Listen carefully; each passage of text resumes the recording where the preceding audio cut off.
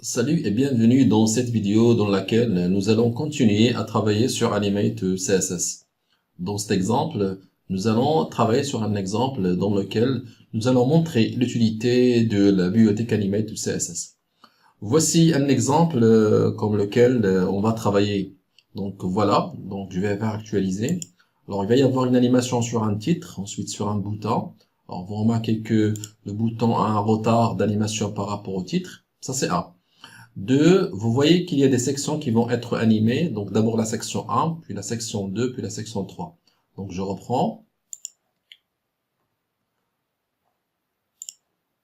Donc je fais dérouler la page en bas. Donc j'utilise la barre de défilement. D'accord? Ça c'est un. Alors lorsque je descends, vous voyez que d'abord la section 1 sera animée, suivie de la section 2, suivie de la section 3. Donc ici, vous remarquez que l'animation des sections 1, section 2, section 3 n'est pas faite lors du chargement de la page, mais lorsqu'on va utiliser la barre de défilement pour passer en bas. Donc ça, c'est un événement. Et bien sûr, ici, nous aurons besoin de jQuery. Alors nous allons créer trois pages, plutôt trois fichiers. Donc un fichier HTML, puis un fichier CSS, puis un fichier JS. Donc le fichier JS dans lequel on va mettre notre code de jQuery. Donc allez-y.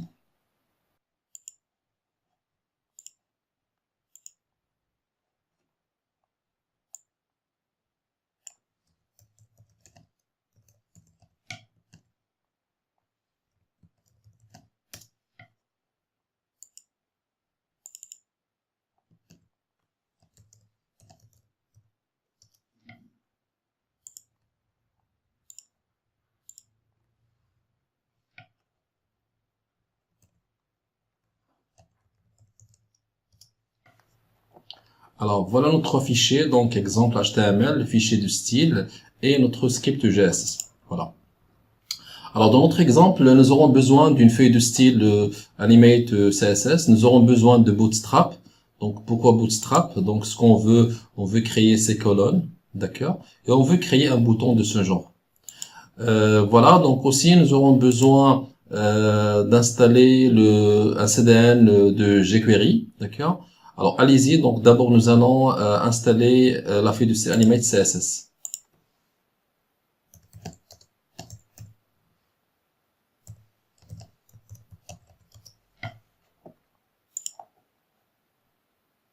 Alors, voilà. Donc, nous allons copier le tag.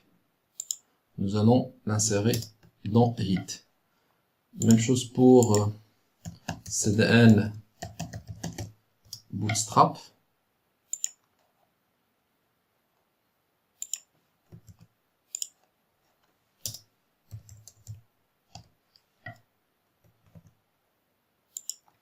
Nous devons aussi lier notre feuille de style qui s'appelle style CSS. Voilà, donc nous avons lié trois fichiers, Animate CSS, Bootstrap et notre style CSS. Alors dans Body, nous allons faire appel à un CDN jQuery.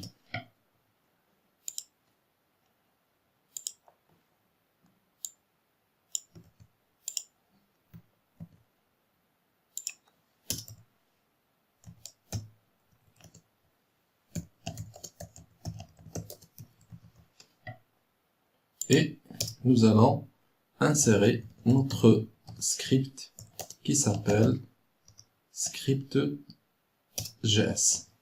Voilà. Alors maintenant, qu'est-ce qu'on va faire? Nous allons créer notre contenu. Donc d'abord, nous allons créer un div, puis il va y avoir dedans un texte bienvenue dans cet exemple. Et on va créer un bouton, on va utiliser la balise A. Donc, nous allons utiliser la classe de Bootstrap pour créer des boutons. Donc, btn.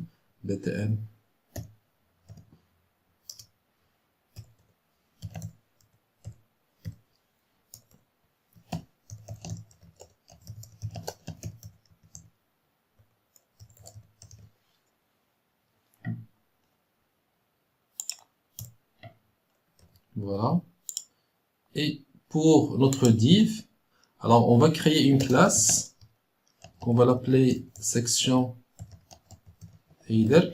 Donc cette section, on va créer un style sur cette classe. Alors on va aller vers style, on va créer la classe section header. Alors, il va y avoir une couleur d'arrière-plan. Donc on va choisir une couleur, par exemple, celle-là.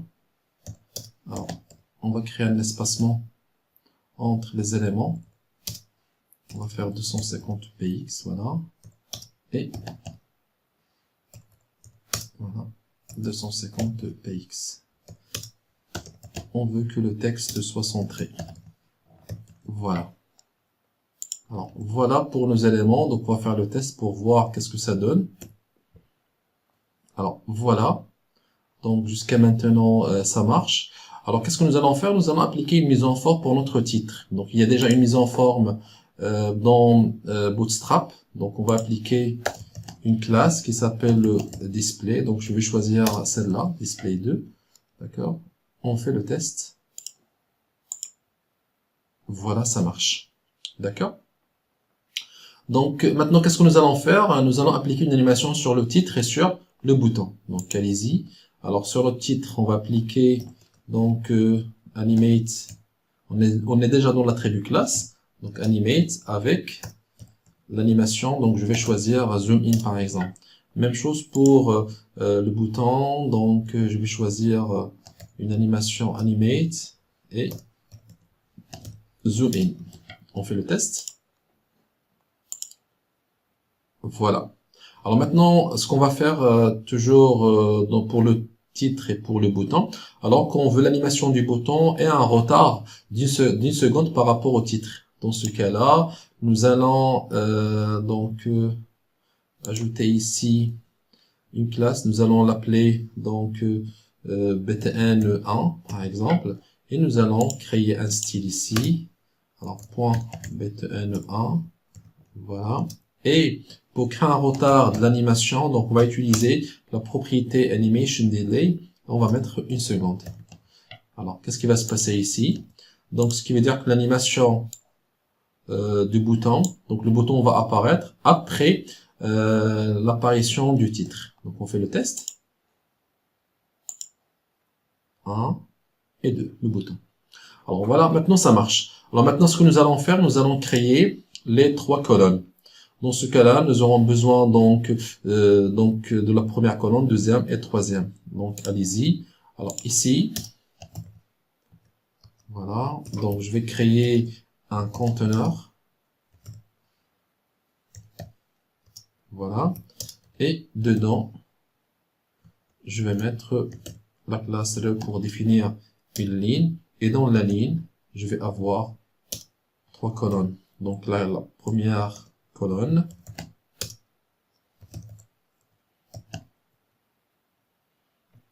Voilà. Alors, dedans, on va mettre un titre H2, par exemple, section 1, et on va mettre un div, et je vais mettre du long epsilon. Voilà. Donc, je vais faire la même chose. Voilà, pour les autres colonnes. Donc, je vais faire du copier-coller. Là, c'est section 2. Voilà.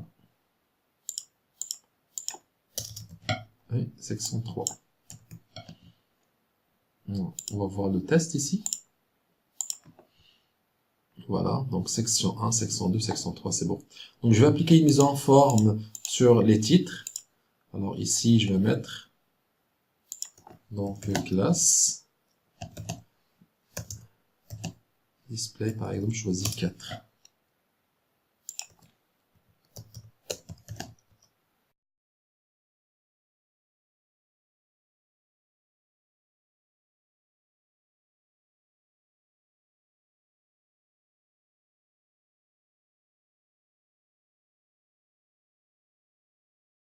Voilà. Voilà, ça marche. Alors, maintenant, ce que nous allons faire, vous remarquez qu'il n'y a pas d'animation sur section 1, section 2, section 3. Alors maintenant, on veut que les 3 colonnes seront invisibles. Alors, lorsqu'on on fait défiler la barre de défilement en bas, donc lorsqu'on descend en bas, lorsqu'on fait scroller la barre en bas, il va y avoir d'abord, on va voir d'abord la section 1, suivi de la section 2, suivi de la section 3. Donc d'abord, on va appliquer un style qui va rendre les trois sections invisibles. Pourquoi? Parce que lorsqu'on va descendre en bas, on ne doit pas voir les sections. Donc on doit d'abord voir la section 1. Donc d'abord la section 1 sera visible après le passage en bas. Ensuite, celui sera appliqué d'animation. Donc on va créer des styles. Donc d'abord sur la première colonne, donc je vais ajouter un div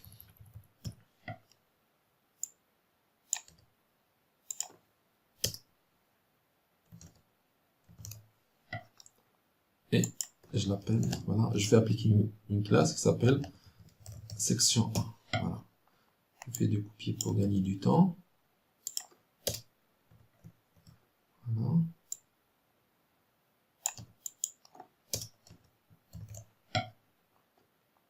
Et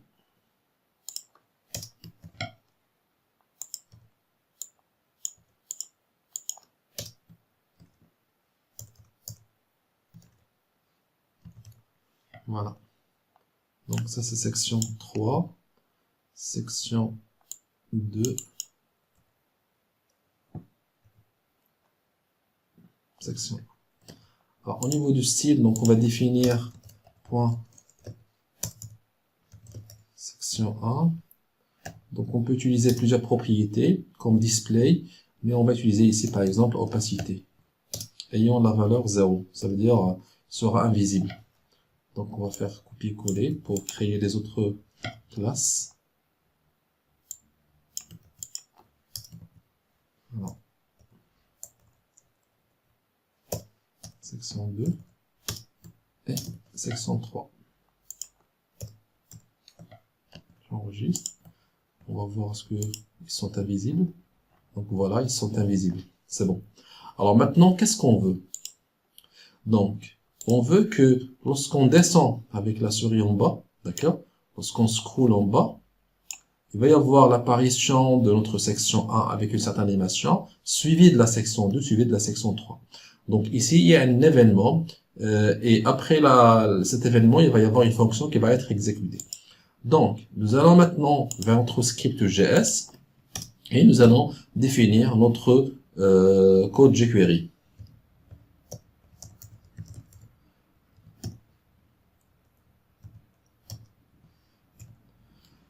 Alors, ce que nous allons faire maintenant, donc sur quel plutôt élément sera appliqué l'événement. D'abord, c'est quoi l'événement? Il y a un événement, il y a une fonction jQuery qui s'appelle scroll qui sera appliquée sur un événement qui s'appelle window.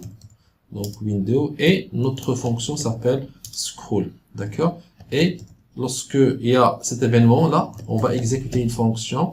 Et qu'est-ce qu'il va faire cette fonction?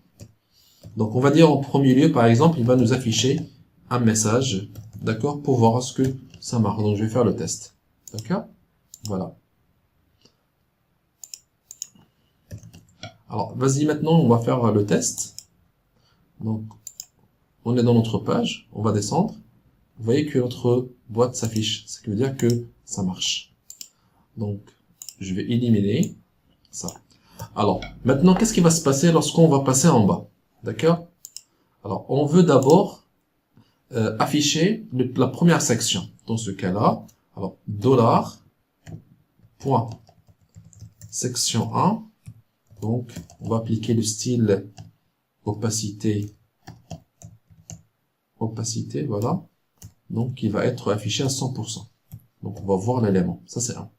2, on va lui appliquer une animation. D'accord? Donc je mets le point pour section 1 parce que nous l'avons identifié par la classe. Point add class. Et voilà, donc animated. Et je vais choisir slide in app. D'accord? C'est un exemple. On fait le test pour savoir est-ce que ça marche pour la première colonne. Donc voilà. Je vais actualiser. Je vais descendre. Voilà, ça marche. Donc j'actualise. je descends. Voilà, c'est ce qu'on veut. Alors, on veut faire ça pour les autres sections. Donc, section ici 2. Et section 3. Voilà. Donc, on fait le test. J'actualise. On descend. Voilà, ça marche. D'accord? On fait actualiser pour voir une autre fois. Voilà. Alors maintenant, on va résoudre un petit problème. C'est quoi? C'est qu'on veut que la section 2 l'animation de la section 2 vient après la section 1. Dans notre exemple ici, jusqu'à maintenant, donc l'animation de la section 1, section 2 s'exécute en même temps, même pour la section 3. Alors on veut un retard pour la section 2 par rapport à la section 1 et un retard de la section 3 par rapport à la section 2. Allez-y. Donc, alors pour cela, qu'est-ce qu'on doit faire? Alors il y a une fonction au niveau de jQuery qui s'appelle setTime. Alors, cette fonction permet d'exécuter une fonction, d'accord? Alors, cette fonction sera exécutée après l'écoulement d'une durée. Donc, nous allons faire par exemple 250. Ici, 250 veut dire 250 millièmes de seconde, d'accord? Voilà. Alors, qu'est-ce qu'il va exécuter ici? Donc, il va afficher notre section 2. Donc, ça, c'est le contenu de la fonction. Il va afficher la section 2, il va lui appliquer l'animation. Donc, la même chose, on va le faire pour la section 3. D'accord? Voilà. Virgule, on va faire 500. Voilà. Donc, ici, vous remarquez que il va exécuter la fonction qui a pour contenu d'afficher la section, ensuite il va lui appliquer une animation après 500 millièmes de seconde, donc 250 et 500. Donc on va faire le test maintenant pour voir est-ce que ça marche. Alors voilà, donc l'animation de notre titre, du bouton, je descends, voilà. Vous voyez qu'il y a un décalage entre les trois. Donc je reprends, voilà, ça marche. Donc voici un petit exemple de l'utilisation de Animate CSS en utilisant jQuery. J'espère que ce tutoriel contenant 3 vidéos vous a permis de comprendre et de cerner tous les côtés de Animate CSS. Et si vous avez des questions ou des commentaires, n'hésitez pas à me les poser. C'est sûr, je vais revenir pour les voir et je vous dis à très bientôt.